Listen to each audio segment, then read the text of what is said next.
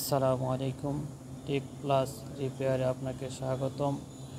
Industrial যেসব সার্কিটে কাজ করা হয় সেই ধারাবাহিকতায় আজকে আমরা আলোচনা করতে যাচ্ছি সিমেন্সের S7-1200 এর একটি অ্যানালগ মডিউল হচ্ছে টেম্পারেচার কন্ট্রোলার অ্যানালগ মডিউল। এটা ব্যবহার করা হয়েছিল কুকিং ট্যাঙ্কে, যেখানে টেম্পারেচার সেটিং দেওয়া হয়, সেই টেম্পারেচার পর্যন্ত কেমিক্যাল মিক্স করা হয়। এই ডিভাইসের প্রবলেম হচ্ছে যখন টেম্পারেচার আমরা 90 ডিগ্রি বা এর উপরে সেটিং দিতে হয় তখন এটা নর্মাল কাজ করে, এটা ঠিকভাবে কাজ করে না, টেম্পারেচার কন্ট্রোল ঠিকভাবে এটা কাজ করে না। সেজন্য আমরা এটা কাজ করতে যাচ্ছি। তো কাজ করার প্রথমে আমরা এটা খুলে নিলাম, এমন পর্যবেক্ষণ করতেছি যে এটার মধ্যে কোনো ধরনের ফিজিক্যাল কোনো প্রবলেম আছে কিনা। ফিজিক্যাল প্রবলেম বলতে কোনো রেজিস্টার পুড়ে গেছে কিনা, বা কোনো লেয়ার পুড়ে গেছে কিনা, কোনো ক্যাপাসিটর পুড়ে গেছে কিনা, এরকম কোনো কিছু হয়েছে কিনা।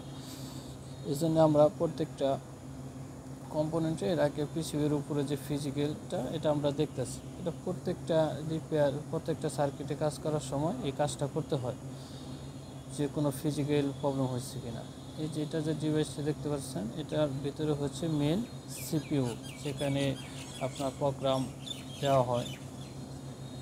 আমরা এটাও ভালোভাবে দেখে নেব, এটা তারপরে আমরা কাজ করব। প্রত্যেকটা কম্পোনেন্ট, রেজিস্টার, ক্যাপাসিটর,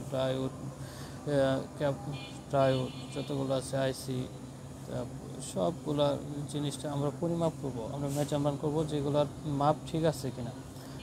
কিন্তু আসলে আমি একা কাজ করতেছি, এই জন্য ভিডিও করা আপনাদের দেখানো সম্ভব হচ্ছে না যে কোনটা কী কাজ করতেছি। তবে আমি অবশ্যই আপনাদের বলে দিব যে কোন প্রবলেমের জন্য কোন কাজটা করা হয়েছে।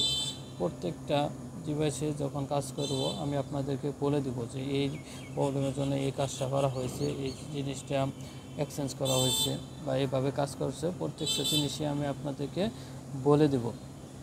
যদিও আমি তখন ভিডিওতে না দেখাইতে পারি, কিন্তু আমি অবশ্যই পরবর্তীতে আপনাদের এটা বলে দেব যে কিভাবে কোন কাজটা করতে হয়। দেখেন, এটা লাইন ভোল্টেজ, সাপ্লাই ভোল্টেজ হচ্ছে ইনপুট ভোল্টেজ 24 ভোল্ট। এই যে টেম্পারেচার কন্ট্রোলার আমরা প্রত্যেকটা ডিভাইসে ডিসোল্ডার করছি। প্রত্যেকটা এখানে যা আছে 74 AC, 14 আইসি, UNNA 2003 আইসি, অপটো কাপলার, রেজিস্টার 340171, এগুলো প্রত্যেকটা আইসিগুলো আমরা ডিসোল্ডার করছি। ডিসোল্ডার করার কারণ হচ্ছে যেহেতু এটা অনেক শুকনো এম্পিয়ার, মিলি এম্পিয়ারে কাজ করে, অনেক কম পরিমাণ কারেন্টে কাজ করে। এই জন্যে কোনো ডিভাইসে যদি ডিসোল্ডারগুলো শক্ত হয়ে যায় বা কোনো প্রবলেম হয়, ডিকানেক্ট হয়ে যায়, তখন এটা আর কারেন্ট সাপ্লাই করতে পারবে না। এই কারেন্ট সাপ্লাই না করলে পর্যন্ত এটা ঠিকভাবে কাজ করবে না, বা অনেক কোনো হিটে গরম হয়ে গেলে তখন এটা ডিসকানেক্ট হয়ে যেতে পারে। এই জন্য আমরা সম্পূর্ণ কিছুই আমরা কী করছি, ডিসোল্ডার করে দিয়েছি। প্রথম আমরা এটা করতেছি, তারপরে আমরা এই যে সিপিইউ যেটা আছে, মেন সিপিইউ, এটা খুব সুন্দর করে পরিষ্কার করে তারপরে আমরা ডিসোল্ডার করছি। আপনারা যখন ডিসোল্ডার করবেন খুব সুন্দর করে করবেন, দেখবেন কোনো কানেক্টরের সাথে আবার শর্ট হয়ে যায় কিনা, যেহেতু এগুলো অনেক পিন থাকে, অনেক ছোটো ছোটো পিনের কাছাকাছি অনেক পিন থাকে, পিনের সাথে আবার যদি লাগা যায় তাহলে এটা আপনারা প্রবলেমে পড়বেন। এই জন্য খুব সুন্দর করে ভালো মানের পেস্ট ব্যবহার করবেন, সোল্ডারিং আয়রন খুব ভালো মানের ব্যবহার করবেন, লিডগুলো ভালো মানের ব্যবহার করবেন, তারপরে আপনার কাজটা করতে হবে। আমরা খুব সুন্দর করে যত্ন সহকারে প্রত্যেকটা কাজ করে থাকি, কারণ প্রত্যেকটা কাজই অনেক গুরুত্বপূর্ণ। আর যে ডিভাইসগুলো অনেক গুরুত্বপূর্ণ, আর্জেন্ট থাকে, মেশিন ঠিকভাবে না চলে, অ্যানালগ ডিভাইস যদি না চলে, এই জন্য আমরা প্রত্যেকটা ডিভাইস খুব যত্ন সহকারে কাজ করে থাকি। এই যে আপনারা দেখতেছেন, এই যে আমরা ডিসোল্ডার করছি, সিপিইউতে ডিসোল্ডার করছি।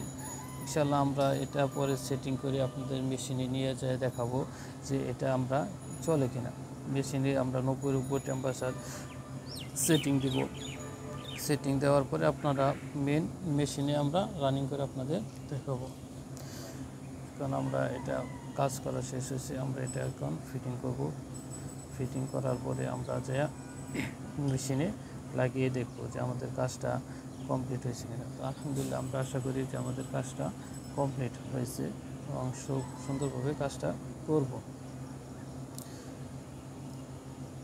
এটার মধ্যে কোনো রেজিস্টার ডায়োড কোনোটাই শর্ট ছিল না, কোনোটা মান কম ছিল না, কিন্তু হয়তোবা ডিসোল্ডারের কারণে ভালো করে যেহেতু মিলিয়াম পেয়ারে কাজ করে এই জন্য কাজ করতে পারে না।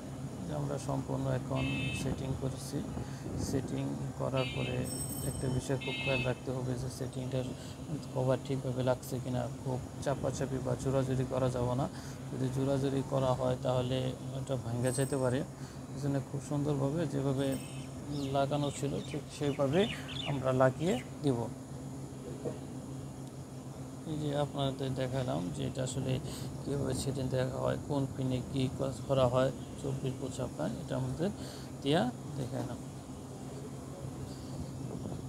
আপনাদের। আমরা একটু পরে যে মেশিনে যে রানিং করে আপনাদের এটা পুরোপুরি দেখাবো যে আসলে আমাদের এই ডিভাইসটা চলতেছে কিনা। এই যে আমরা মেশিনে লাগাইছি যে আমাদের অ্যাকচুয়াল টেম্পারেচার 95, সেটিংয়ে 95 টেম্পারেচার দিয়ে রাখছি। আমরা মেশিনটা রানিং দিছি, মেশিনটা রানিং দিয়ে আপনাদের মোটর দেখাইতেছি। এই যেটা কুকিং ট্যাঙ্কের ওই যে মোটরটা ঘুরতেছে, তার মানে আলহামদুলিল্লাহ আমাদের কাজটা সফল হয়েছে। এর আগে আমরা এটা 90